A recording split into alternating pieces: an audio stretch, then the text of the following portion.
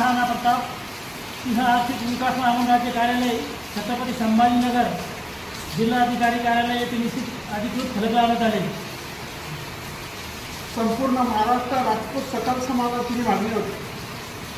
2023 मध्ये राजपूत सकल समाजाने यासाठी मोठा अधिवेशन घेतलं, मोठा मेळावा घेतला, महामेळावा। त्या महामेळाव्यात सन्माननीय मुख्यमंत्री, त्यावेळेचे मुख्यमंत्री शिंदेसाहेब आणि उपमुख्यमंत्री असलेले ज्यावेळी देवेंद्र फडणवीस सध्याचे मुख्यमंत्री आहेत, तर त्या काही आश्वासन दिलं। राजनाथ सिंग गृहराज्यमंत्री यांचीसुद्धा त्या ठिकाणी प्रमुख पाहुणे म्हणून उपस्थिती होती।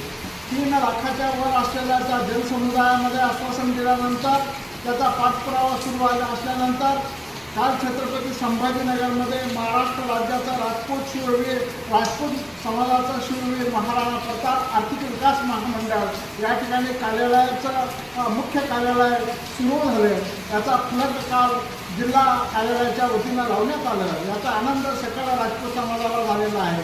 आणि 5 जुलै रोजी शिवराणा सेवा संघाने मागणी केली होती। संबंधित मंत्री अतुलजी सावे यांना निवेदन देण्यात आले होते व आमदार श्वेता माने यांना निवेदन देऊन या ठिकाणी मागणी करण्यात आली होती की राजपूत आर्थिक विकास महामंडळ आहे समाजासाठी, त्या शूरवीर आर्थिक विकास महामंडळाला 50 कोटीऐवजी 200 कोटीचा निधी मला उपलब्ध करून द्यावा, ज्याकरून राजपूत समाजाच्या युवकांना नोकऱ्या लागेल, व्यवसाय अशा विविध मार्गाचे धंदे उभे करता येईल आणि हा मागासवर्गात दराखडत राहणाऱ्या समाजाला खऱ्या अर्थानं न्याय मिळण्याचं काम या ठिकाणी देवेंद्र फडणवीस मुख्यमंत्री यांच्या हातून व्हावं ही अपेक्षा या ठिकाणी व्यक्त केलेली आहे।